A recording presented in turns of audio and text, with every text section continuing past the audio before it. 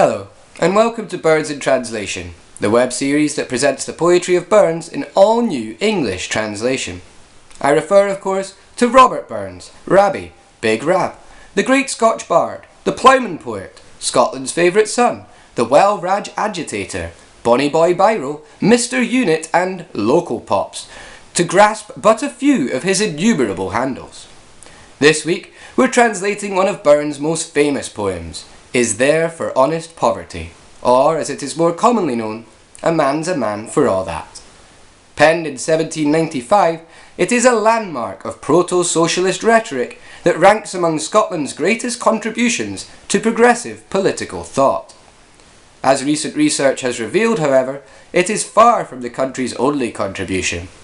Archaeological discoveries at a hill fort in East Lothian have revealed conclusively that socialism, like penicillin, TV and binge drinking, is in fact a Scottish invention. It transpires that Scotland sustained a number of socialist utopias around 1000 BC. Developing a system of notation known as writing, one such group etched their doctrine onto a wall for the benefit of future generations of right-on kilt lovers. It remained undiscovered until the mid-19th century, when Karl Marx and Friedrich Engels, while on a golfing tour of the area, stumbled across the wall following a rather unfortunate botched swerve shot. By sheer good fortune, the language of these bagpipe-obsessed utopians was identical in every respect to 19th century German, and so was appropriated wholesale by Marx and Engels for the good of all humanity. It was published the following year as The Communist Manifesto, and has remained, ironically perhaps, in bestseller lists across the globe ever since. Contemporary Scots who sympathise with the sentiments of Burns' poem may wish to bear this historical curiosity in mind when they are next year faced with the question, do you want to live under Tory rule for the rest of your miserable post-colonial existence? In the meantime, we may all share in Burns' impassioned lyricism and plea for universal fraternity. So without further ado, to the poetry, Is There for Honest Poverty. Is there for honest poverty, that hings his head and all that, the coward slave we pass him by, we dare be poor for all that and all that, our toils obscure and all that, the rank is but a guinea's stamp, the man's the gowd for all that. Even if you are poor, as long as you are sound, you will never hang your head in shame of your poverty. It is a cowardly vanity that hankers after riches, and we'd rather be poor than fall prey to it.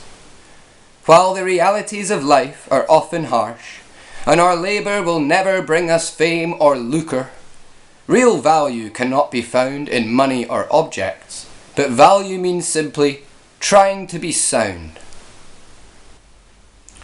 What though on hamely fare we dine, wear hodding grey and all that, gie fools their silks and knaves their wine, a man's a man for all that and all that, their tinsel show and all that, the honest man, though e'er sae poor, is king o' men for all that. Even though we've been eating nothing but sugar puffs for 5 days straight and wearing the same jumper since 2004, so what? Give silly twats their designer labels and conceited wankers their charlatans plonk. It means nothing. We're all just people, eh? Despite the nefarious machinations of capitalism and the seductive power of wealth, it's only those who recognise the futility of such things that know what it means to be human. Ye see yon birkie called a lord, wha struts and stares and all that. Though hundreds worship at his word, he's but a coof for all that. For all that and all that, his ribbon star and all that, the man o' independent mind, he looks and laughs at all that. See yonder fellow of the 1%, jetting about like he owns the place, which he probably does, and ogling us with a condescending sneer that suggests he genuinely believes we are his minions, though naturally his overpaid public relations consultants would never allow him to admit as much in public. Though many of us remain enamoured of his wealth, the guy's a fucking prick. His possessions are culturally engineered to hoodwink us, though practically useless and aesthetically crude. But we who refuse to be hoodwinked know that this man is absurd. A prince can mak a belted knight, a marquis, duke, and all that. But an honest man's upon his might, good faith, he mauna fa that. For all that, and all that, their dignitaries and all that, the pith o' sense and pride o' worth, are higher rank than all that. These days all you need is cash for all the bullshit honours, fawning media and clandestine political favours you can shake an ostentatiously bejewelled finger at. But those bastards have got nothing on genuinely sound folk, and the universe is fucked if we forget that.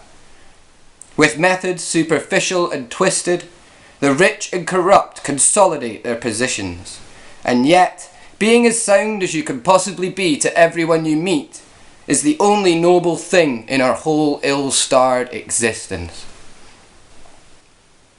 Then let us pray that come it may, and come it will for all that sense and worth o'er all the earth shall bear the gree and all that.